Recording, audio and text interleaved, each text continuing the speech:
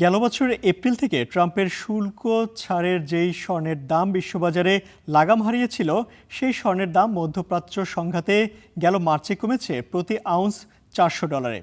বিশ্লেষণ বলছে, যুদ্ধের কারণে জ্বালানি তেলের দাম অস্বাভাবিক বেড়ে ডলার শক্তিশালী হওয়ায় কিছুটা শিথিল হয়েছে স্বর্ণের বাজার। যদিও বর্তমানে বিশ্ববাজারে 1 আউন্স স্বর্ণের দাম $4,676।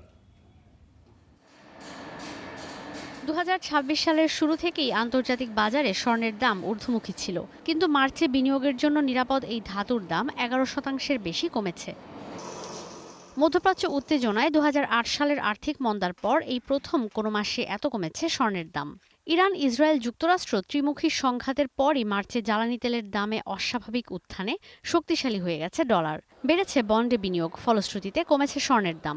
স্বর্ণের দাম সর্বনিম্ন $4,099 নেমেছিল, যা 2025 সালের নভেম্বরের পর সর্বনিম্ন।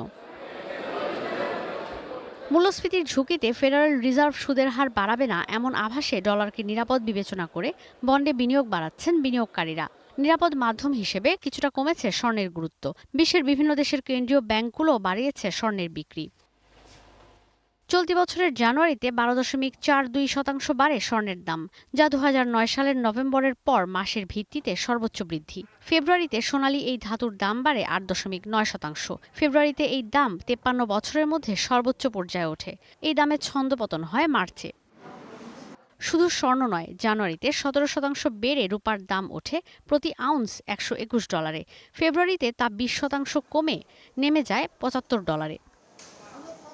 বাজার বিশ্লেষকরা বলছেন, জ্বালানি তেলের দাম রেকর্ড $50 বাড়ার পর মূল্যস্ফীতির ঝুঁকি বাড়ায় যুক্তরাষ্ট্রের বন্ড বিক্রি বেড়ে কমে গেছে স্বর্ণের বিক্রি। এপ্রিলের শুরু থেকেই ওঠানামার মধ্যে আছে স্বর্ণের দাম। সবশেষ 3রা এপ্রিল 1 আউন্স স্বর্ণের দাম ছিল $4,676। ঈশিতা ব্রহ্ম, স্টার নিউজ।